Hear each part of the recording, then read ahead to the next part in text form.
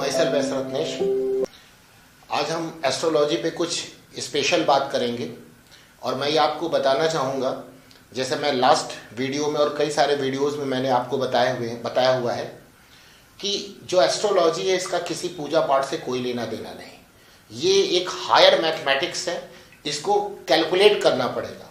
जब लोग इसको एकदम कैलकुलेट कर लेते हैं और अपने पॉइंट पर पहुंच जाते हैं जो कि फार्मूले हैं, उसको अगर आप पहचान लेते हैं और उस पर अप्लाई कर देते हैं तो आप एक्यूरेट प्रेडिक्शन पर पहुंचते हैं एकदम।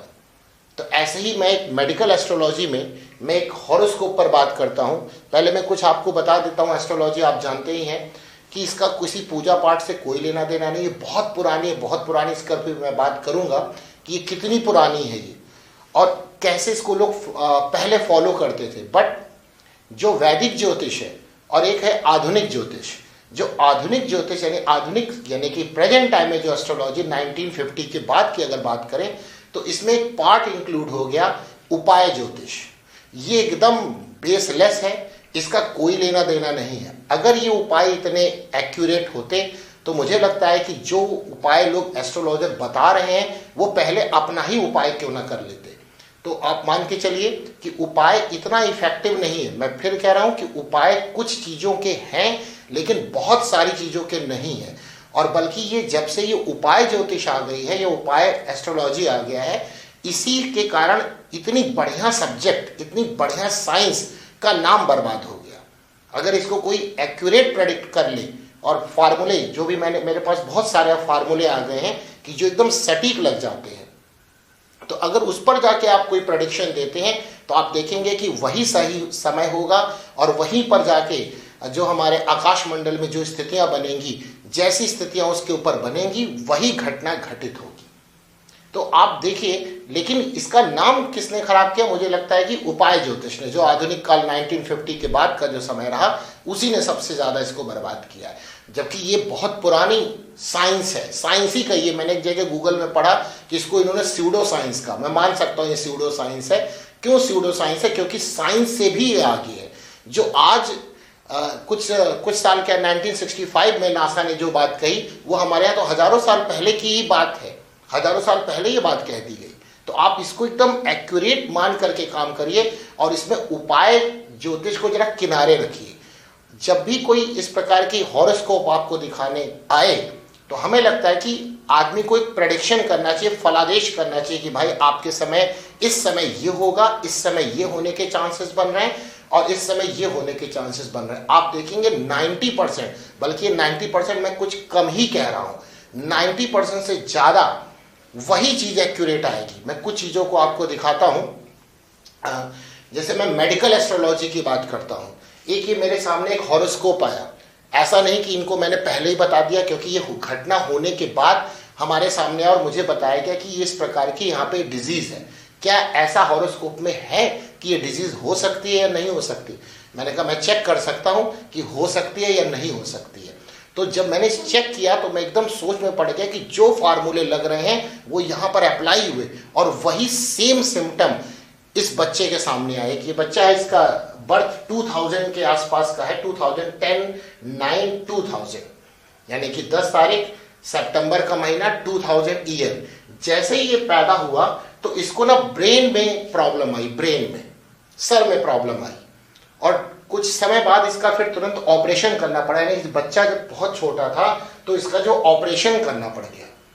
तो देखिए, अब ये बच्चे की कुंडली आई कि माँ बाप ने कहीं इसको दिखाया, हमारे पास पहुंची, मैंने देखा, मैंने इन सब चीजों पे जब एनालिसिस करी तो मैंने देखा कितनी एक्यूरेट यहाँ पर बैठ रहा है।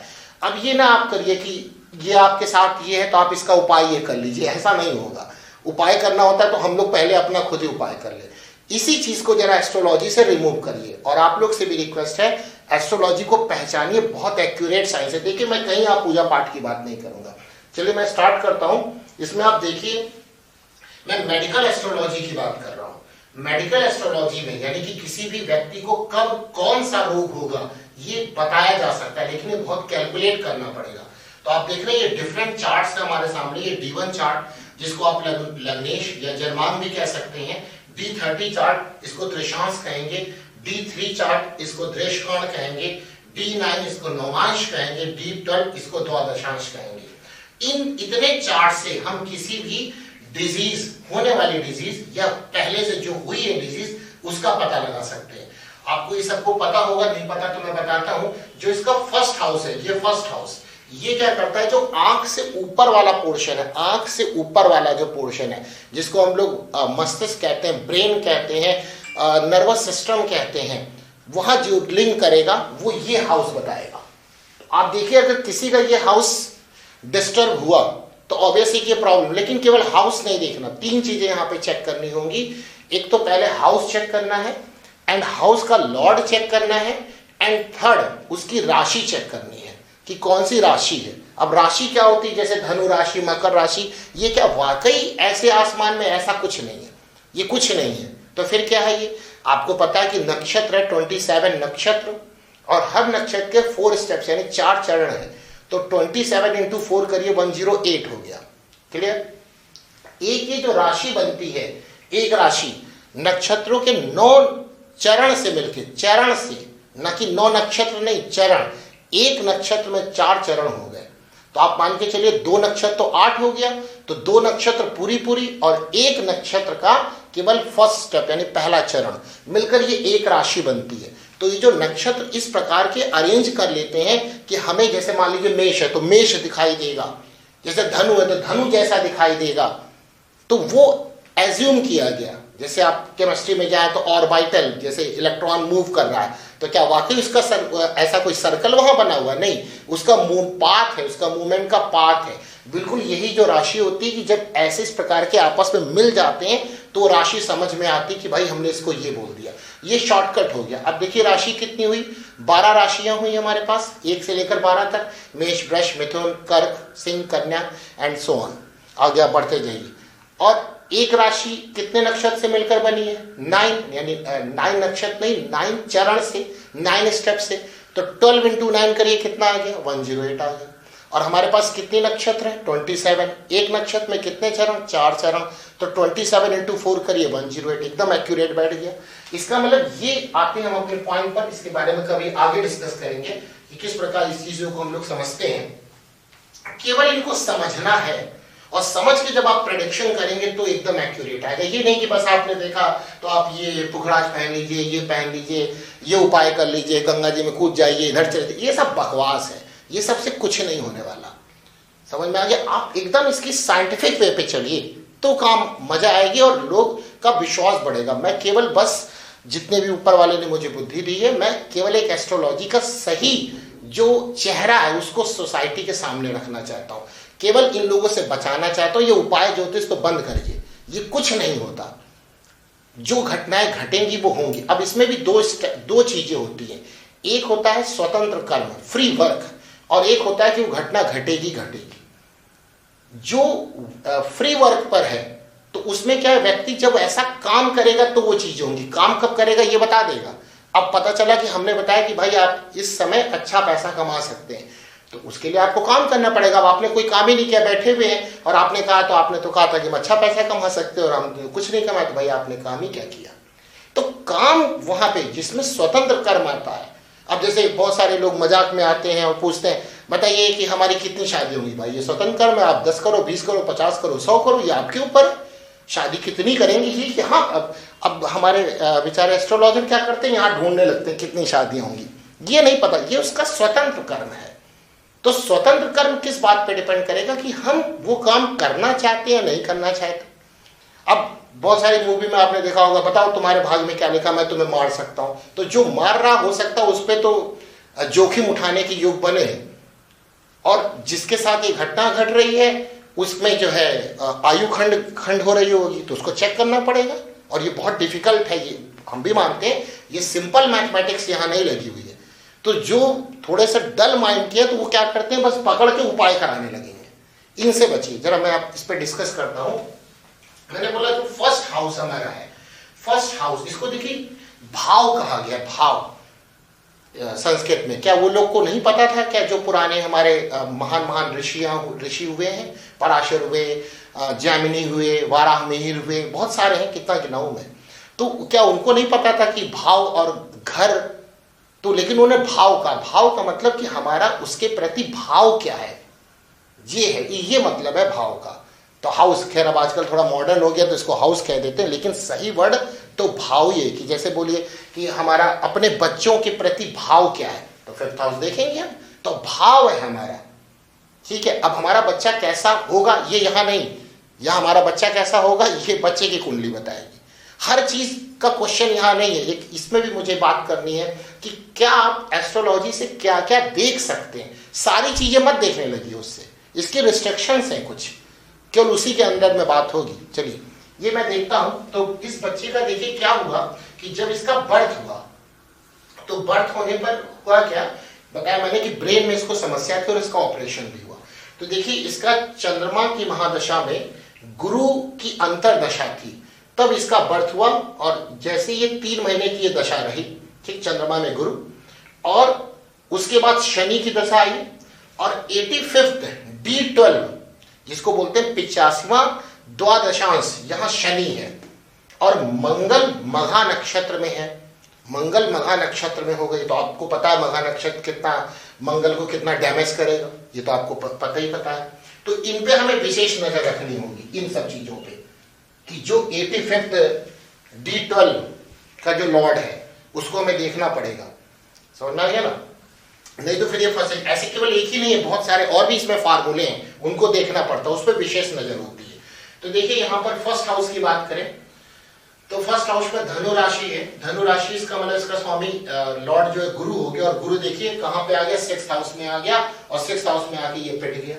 तो इसका मतलब इसका एसेंडेंट खत्म हो गया, मतलब खराब हो गया। अब केवल यही से देख के सारा प्रेडिक्शन मत करने लगे, ये सारी कुंडलियां षोडशवर उसको बहुत ज्यादा यूज करना है, ये डिग्री से बनी होती है, उसमें बहुत इंपॉर्टेंट इनका रोल होता है। तो आपको ये समझ में आ गया भाई कि इसका फर्स्ट हाउस तो कुछ गड़बड़ कर रहा है, और यहाँ पे देखिए 6th हाउस में बैठा है, और 6th हाउस का जो लॉर्ड शुक्र है वो देखिए यहाँ पर कन्या राशि में आ गया, और शुक्र यहाँ पर क्या हो गया, नीच का हो गया। तो कुछ मिला के गुरु यहाँ पर जो बृहस्पति आए हुए हैं वो यहाँ डिस्टर्ब करेंगे, और साथ में जो हमारी लग्न है वो राहु केतु के एक्सेस में फंस गई। अब लोग क्या कहते हैं कि राहु केतु कोई ग्रह, अरे नहीं भाई, ऐसे लोग मजाक उड़वाते हैं, राहु केतु ग्रह नहीं, ये मैथमेटिकल एक एक्सेस है। देखा ये गया कि आपको पता होगा कि जैसे मान लीजिए सन है, सारे प्लेनेट घूम रहे हैं, सारे प्लेनेट घूम रहे हैं अराउंड टू द सन, अपना पृथ्वी भी घूम रही है, तो पृथ्वी के अराउंड कौन घूम रहा है, चंद्रमा। तो जब यहाँ पे कट करते हैं ये वाले कट पॉइंट, इनको मैथमेटिकल एक्सेस में डिफाइन करने के लिए राहु केतु बोला गया। राहु केतु, इसके लिए कथाएं भी बताई गई कि वो क्या हुआ, समुद्र मंथन हुआ तो एक राक्षस हुआ, ये गला काट दिया गया। ये केवल उनके लिए जिनको ये मैथमेटिक्स कम आती है, उनके लिए ये कहानियां क्या हैं, कहानियां एक सिखाने के लिए हैं कि भाई आप समझिए कि जिसका सर कट गया तो इसका ये पार्ट और ये पार्ट एक ही है। इट मीन्स राहु और केतु कोई अलग अलग नहीं, और इसको ग्रह ना मानिएगा कि प्लैनेट है, यही सब मजाक उड़ाते हैं लोग इसका, कि हम लोग एस्ट्रोलॉजर कहते हैं राहु केतु ग्रह है ही नहीं, कुछ वाकई नहीं है। तो फिर ये क्या है, अब जैसे चंद्रमा को लोग ग्रह मान रहे, चंद्रमा तो पृथ्वी के अराउंड घूम रहा है, ये तो ग्रह हो गया। तो अब इन सब चीजों, लेकिन क्यों माना गया उसके लिए भी बहुत बड़े प्रिंसिपल हैं, उन सब चीजों की हम बात करेंगे कभी। तो आप देखिए यहाँ पे राहु केतु के एक्सेस में ये हमारा एसेंडेंट यानी लग्न फंस गई है, और इसका जो लॉर्ड है वो यहाँ पर खराब अवस्था में आ चुका है। उसके बाद देखिए बाकी तो किसी की यहाँ पे दृष्टि इस पे नहीं पड़ पा रही है। शनि कहाँ है, शनि यहाँ पे है, और ये चलित में यहाँ पर जा रहा है। चलित में जाने से यहाँ पर लग्न को इफेक्ट तो नहीं दे पाएगा, लेकिन लग्नेश को यहाँ पे इफेक्ट दे रहा है। ठीक, आगे देखते हैं कि हमारा भाई D1 में फर्स्ट हाउस गड़बड़ कर चुका है, फर्स्ट हाउस गड़बड़ कर चुका है। चलिए D30 त्रिशांश में देखते हैं इन सब चीजें। ये जो ये वाला चार्ट है दुर्घटनाओं के लिए, एक्सीडेंट के लिए, जितनी भी खराब चीजें इसके लिए यही देखा जाता है। देखिए ये क्या कहता है, तो इसका जो एसेंडेंट है ये भी धनु राशि है, गुरु है, तो गुरु तो बहुत अच्छे हुए, अपने घर में आके बैठ गए, बहुत अच्छी बात है। शुक्र यहाँ पे नीच का है, शुक्र कौन है, 6th हाउस, ये फंसा लिया इसने। और देखिए यहाँ पे अष्टमेश यानी चंद्रमा, चंद्रमा के साथ भी ये गुरु यहाँ पर फंस गए। इट मीन्स जो क्या नाम है, एसेंडेंट का जो लॉर्ड है गुरु है तो बहुत अच्छे बैठे हुए, लेकिन कुछ बहुत थोड़ी कमियां यहाँ पर हैं। ये नहीं कह देंगे बहुत खराब हो गया, क्योंकि ये 8th and 6th हाउस के साथ यहाँ पर आके बैठ गए। शुक्र यहाँ पर क्या है, शुक्र भी आकर 6th हाउस का लॉर्ड होके बैठा हुआ है यहाँ पर। ठीक है। तो ये गुरु जो यहाँ पर बैठे उनकी स्थिति अच्छी नहीं है। एसेंडेंट पे देखिए सूर्य की यहाँ पे दृष्टि है, शनि की भी दृष्टि है, ये देखिए शनि की 10th दृष्टि 7 8 9 10, ये भी इसको खराब कर रहा है। ठीक, बुध खैर उच्च का एक अच्छी बात है। शनि यहाँ कहाँ पे आए हुए, सेकंड और थर्ड, यानी 0 हाउस से आए। लेकिन शनि की दृष्टि क्या होती है कि जैसे आप ऐसे मानिए कि जो पुराने माँ बाप होते थे, हम लोग को भी वैसे ही है कि अगर हम लोग बाहर से कहीं पिट के आए ना तो और 2 झापड़ दे देते, वही हाल शनि और मंगल का है। अगर कोई भी हाउस पिट रहा है ना तो शनि और मंगल और पीट देंगे उसको, ये खराब काम। ये देखिए यहाँ इसने पीट दिया, इनकी भी स्थिति इनके और इनके साथ बैठ करके ठीक नहीं है। लेकिन 4th हाउस में गुरु स्वराशिस्त है तो ये कहीं ना कहीं अच्छा है। ये थोड़ा खराब कर रहे हैं, बहुत खराब तो नहीं कर रहे हैं। क्या तो यानी कि यहाँ पर हमको इतना फर्क नहीं पड़ रहा है कि हमारा फर्स्ट हाउस गड़बड़ कर रहा है। आगे देखते हैं D3 चार्ट में। D3 चार्ट में फर्स्ट हाउस का लॉर्ड कौन है, मंगल, आके बहुत अच्छी जगह बैठा हुआ। सूर्य कहाँ चला गया, सूर्य यहाँ पर, ये अच्छा यहाँ पे हाउस एक्सचेंज हुआ पड़ा, ये तो बहुत अच्छी बात है। बट यहाँ पे देखिए फिर से ये केतु और राहु के एक्सेस में फंसे हुए हैं। कौन, एसेंडेंट का जो लॉर्ड है वो केतु और राहु के एक्सेस में फिर यहाँ पर आके फंस गया। तो यानी कि कुल मिलाकर थोड़ा बहुत यहाँ भी गड़बड़ी नजर आ रही है। इस पे दृष्टि देख लेते हैं किसकी है, गुरु की तो नहीं है, राहु केतु की कोई दृष्टि नहीं होती। कुछ लोग राहु केतु की भी दृष्टि निकालने लगते हैं। ठीक है, तो शुक्र खैर 7th हाउस में देख रहा है, शनि कुछ कर नहीं पा रहा है यहाँ पर। ठीक, तो यानी थोड़ा बहुत यहाँ पर भी हमको समझ में आया, थोड़ा बहुत यहाँ पे भी समझ में आया। फर्स्ट हाउस पिट रहा है, लग्न ने बता दिया, D1 चार्ट ने बता दिया। बाकी ये क्या करे, ये कंफर्मेटरी टेस्ट हो गए। ये क्या हो गया, ये प्राइमरी टेस्ट हो गया कि भाई यहाँ पे कुछ गड़बड़ है, आप चेक करो आगे। तो चलो कंफर्मेटरी टेस्ट चल रहे हैं कि थोड़ा थोड़ा समझ में आता चल रहा है फर्स्ट हाउस गड़बड़। यहाँ पे आइए D9 चार्ट में सूर्य आ गए यहाँ पर। मंगल की स्थिति क्या है, यहाँ पर मंगल अपने घर में बैठे और ठीक है, यहाँ तो सूर्य कुछ गड़बड़ ज्यादा नहीं करेंगे और उच्च का चंद्रमा इसको यहाँ पे देख भी रहा है, तो ज्यादा प्रॉब्लम यहाँ पे नहीं आएगी और सूर्य ठीक ठाक है यहाँ पर। यानी यहाँ पे D9 चार्ट ने हमको कोई सपोर्ट नहीं किया। D12 चार्ट पे चलते हैं, यानी कि इसका भाव कौन है, मिथुन का बुध कहाँ पे आ गए, बुध, अरे ये तो बहुत गड़बड़ कर गए, ये तो 8th हाउस में आके बैठ गया। और शनि अच्छा, ये देखिए पिटे को और पीट दिया इसने, पिटे को और पीट दिया। मंगल की कोई दृष्टि नहीं, 1 2 3 4 5 6 4 7 8 होती है दृष्टि, तो मंगल का तो खैर कोई फर्क नहीं पड़ा, बट शनि ने इसको और पीट दिया। यानी D12 चार्ट, D30 चार्ट और D3 चार्ट ये बता रहे हैं कि फर्स्ट हाउस गड़बड़ है। तो भाई फर्स्ट हाउस गड़बड़ है, इसका मतलब यहाँ कुछ तो प्रॉब्लम है। चलिए और इसको चेक करते हैं, और कैसे इसको चेक किया जा सकता है। यहाँ पर अब हम लोग चेक करते हैं राशि। तो फर्स्ट राशि देखते हैं यहाँ पर, ये इसका स्वामी कहाँ गया, इसका लॉर्ड कहाँ गया, मंगल कहाँ गया यहाँ पर, ये। और चलिए चलित में ये खिसक रहे हैं, ये देखिए नेगेटिव है यहाँ पर, यानी चलित में खिसक के कहाँ आ रहे हैं, नीच के भी आ रहे हैं और 8th हाउस में आ रहे हैं, यानी कि फर्स्ट राशि भी ये गड़बड़ कर दी। यहाँ पे देखते हैं, अच्छा ये तो बहुत अच्छी D30 चार्ट में फर्स्ट राशि मंगल यहाँ पर बैठा हुआ खुद का अपने घर में, यहाँ डिस्टर्ब नहीं है। यहाँ पर आइए, यहाँ पर भी डिस्टर्ब तो इतना ज्यादा नहीं है, बट यहाँ पर इसका जो लॉर्ड है फर्स्ट राशि को देखो, सूर्य यहाँ पर आया हुआ, 5th हाउस से आया हुआ है, बाकी किसी की ऐसी दृष्टि इस पे नजर नहीं आ रही। तो चलिए इसको भी हटा देते हैं।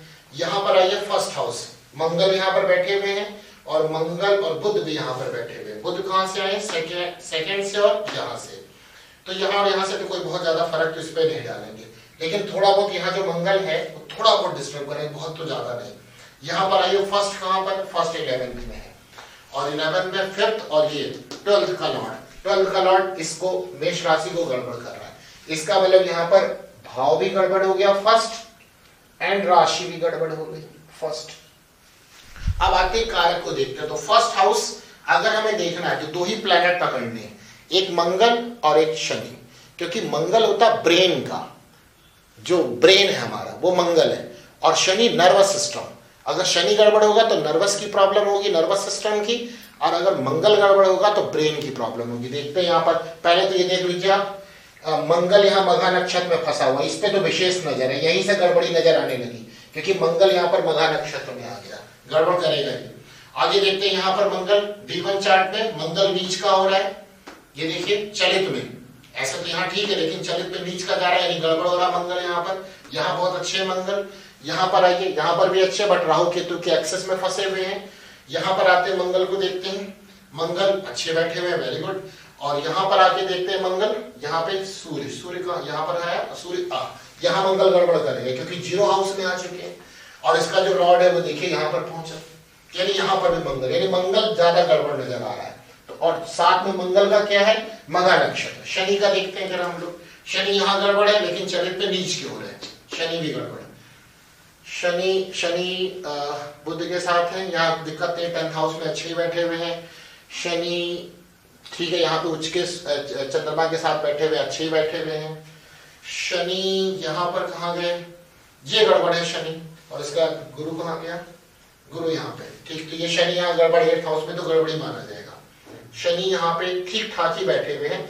कुल मिला के मंगल से ज्यादा शनि से ज्यादा मंगल गड़बड़ है। शनि इतने गड़बड़ नहीं है जितने मंगल गड़बड़ है। इसका मतलब ब्रेन की प्रॉब्लम तो समझ में आ गई ना।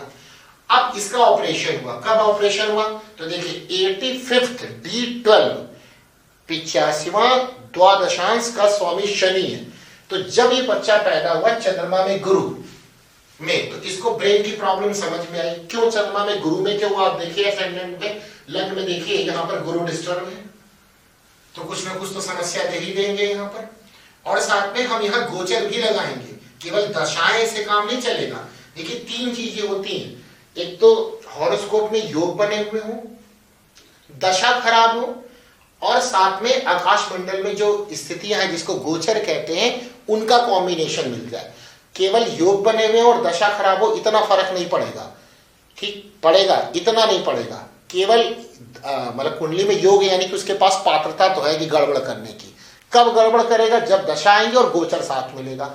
यानी कि केवल दशा नहीं आई, केवल कुंडली में योग बने वो तो परमानेंट बने रहेंगे, और गोचर मिला वो तो बनते ही बिगड़ते रहते हैं, तो ऑटोमेटिक क्या होगा, कुछ नहीं होगा। यानी जब तक तीनों का कॉम्बिनेशन ना हो, दशा का पहले तो योग देख लीजिए, क्या उस हॉरोस्कोप में उसके घटित होने के योग भी बन रहे हैं, पॉसिबिलिटीज भी है। तो जब पॉसिबिलिटी, अब एक तो योग है कि भाई पॉसिबिलिटी डिक्लेयर कर दीजिए कि हाँ भाई आपके साथ ये घटना घटेगी। कब घटेगी, देखिए यहां पर दशाएं कब उसको मिलेंगी, वैसी रोग करने वाली, रोग की दशाएं।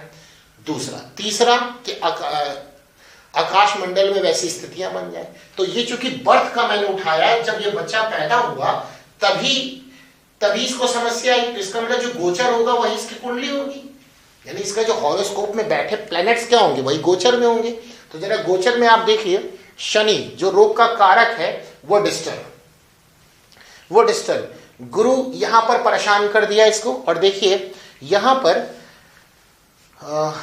एक तो ये शनि यहां पे बहुत डिस्टर्ब हो रहा है, और साथ में यहां पर पहुंच गया और किसी 2 क्रूर प्लैनेट को लग्न ने डिस्टर्ब किया। तो शनि ने लग्नेश को डिस्टर्ब किया, राहु केतु ने यहां पे लग्न को डिस्टर्ब कर दिया, तो ऑटोमेटिक तो रोग तो होगा ही होगा ना, उस वक्त तो रोग तो होगा ही होगा, क्योंकि 2 क्रूर प्लैनेट किसको, एसेंडेंट उसके लॉर्ड को डिस्टर्ब कर दें तो समझ जाइए जब जन्म होगा तो कुछ ना कुछ समस्या होगी। तो गोचर तो सपोर्ट कर ही रहा है, ठीक, दशा भी मिल गई। पहले तो लग्नेश की, लग्नेश की दशा लोगों ने सोचा बहुत अच्छी, बट देखिए लग्नेश की पोजीशन ये, और साथ में शनि ने इसको, ये ले भी था शनि, इसको डिस्टर्ब कर दिया एसेंडेंट को, तो स्टार्टिंग में तो रोग होगा ही होगा। एक दूसरा, जैसे शनि आया यानी कि 3 महीने तक लगभग ये चला गुरु, तो ज्यादा समस्या थी, तो समस्या डॉक्टर ने बोला भाई इसके सर में कुछ तो प्रॉब्लम है।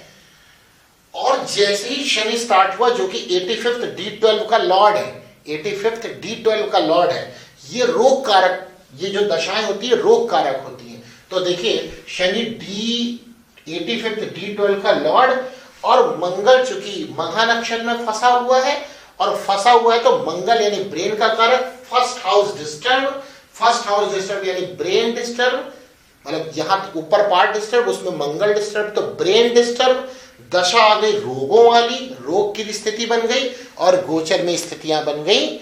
इसको एसेंडेंट को और उसके जो लॉर्ड को शनि ने फंसाया, और राहु ने इसको फंसा लिया, हो गया, ऑपरेशन हो गया। खैर ये बच्चा बताते बहुत कुछ नहीं कर पाया लाइफ में, क्योंकि उसकी समस्या अभी तक ही चलती आ रही है, तो वो एक अलग बात है, वो तो फिर और चीजें देखनी पड़ेंगी। इतनी सारी चीजें आप देखेंगे तब आपको पता चलेगा कि क्या, कौन सा इसको रोग होगा, कब होगा।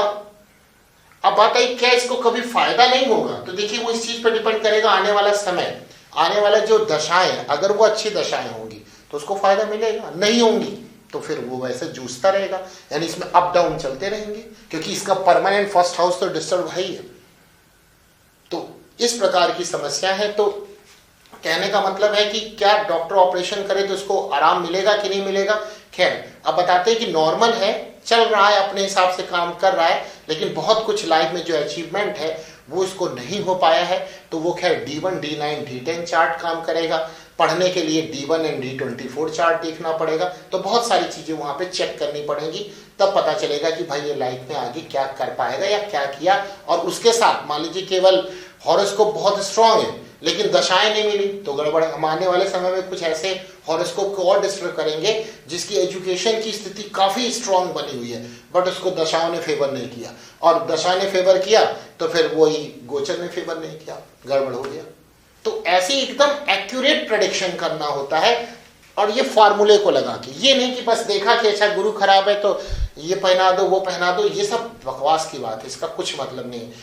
ज्योतिष में, एस्ट्रोलॉजी में जानकारी ही बचाव है। आपको पता चल गया कि सामने भाई कुछ प्रॉब्लम है तो आप बच के जाएंगे बस। बाकी कुछ मेडिटेशंस हैं जिस पर हम लोग वर्क कर रहे हैं, आने वाले समय में मैं आपको बताऊंगा किस प्रकार से चीजें हो सकती हैं, लेकिन गलत चीजों से बचें, एक्यूरेट पर पहुंचें। तो एक्यूरेट पर, और जो भी इस वीडियो को जो लोग भी देख रहे होंगे जिनको एस्ट्रोलॉजी में थोड़ा सा नॉलेज होगी, तो उनसे रिक्वेस्ट है कि ये फालतू के उपाय छोड़िए। कोई भी आपके सामने हॉरोस्कोप आए तो आप केवल ये बताइए कि आपके समय ये होगा, मीन्स होगा। जो चीजें वर्क, फ्री वर्क पर डिपेंड करती है उन पे बोले भाई ऐसा होने के चांसेस है। और जैसे ये रोग होना, ये तो फ्री वर्क है ही नहीं ना, ये तो घटना घटेगी, एक्सीडेंट होना, कोर्ट केस होना, इल्जाम लगना, है ना, ये सब तो, इसमें कुछ वर्क का कोई चक्कर ही नहीं है।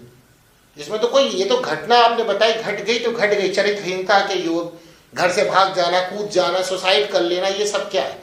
ये नहीं बता सकते कि वो सुसाइड करेगा कि घर से भाग जाएगा, मीन्स ये क्या, जोखिम उठाने के योग है। तो ये इनमें से कोई कुछ ना कुछ कर लेगा। क्या करेगा वो डिपेंड करेगा किस एज फैक्टर में। अब मान लीजिए कोई छोटा बच्चा है तो कोई छोटा बच्चा जो होगा वो जोखिम में क्या कर लेगा, किसी से मारपीट थोड़ी ना करेगा, वो कहीं ना कहीं जाके गिर जाएगा, कुछ हो जाएगा, तो उसके हिसाब से आप बात करिए। थोड़ा बड़ा हो गया तो जोखिम उठाने का मतलब क्या, लोन, बड़ा लोन उठाने का, बड़ा लोन जो उसे पे ही नहीं कर पाएगा, ये सब जोखिम उठाने के योग है। तो समय के हिसाब से जो वाराहमीर ने कहा था, देश, काल और पात्र, इन तीन चीज को लगाइए, आप आंसर लीजिए। और फार्मूले एकदम सटीक बैठते हैं। हमको पता है कि एस्ट्रोलॉजी में इतना ज्यादा है, सारी चीजें एकदम एक्यूरेट नहीं होती, लेकिन आप रिसर्च करिए, जो फार्मूले आपको मिले उसको एक किनारे रखिए और फिर देखिए, उस पर लगाते जाइए और सारे एग्जाम्पल पे उसको अप्लाई करिए। जो सब जगह लग रहा है उसको आप अलग नोट्स बना के रख लीजिए और सब जगह आप लगाइए, देखिए एक्यूरेट आएगा। आने वाले समय में मैं कुछ ऐसे और वीडियो दिखाऊंगा जिसमें मैं आपको ये बताऊंगा कि देखिए कितना एस्ट्रोलॉजी, कितना एक्यूरेट प्रेडिक्ट होता है। अगर प्रेडिक्ट करने वाला या फलादेश करने वाला के पास नॉलेज है और एकदम सही चीज वो लगा रहा है, तो इससे सोसाइटी में बहुत फायदा होता है। ज्योतिष में जानकारी ही बचाव है। तो बस आज का इतना ही। Thank you.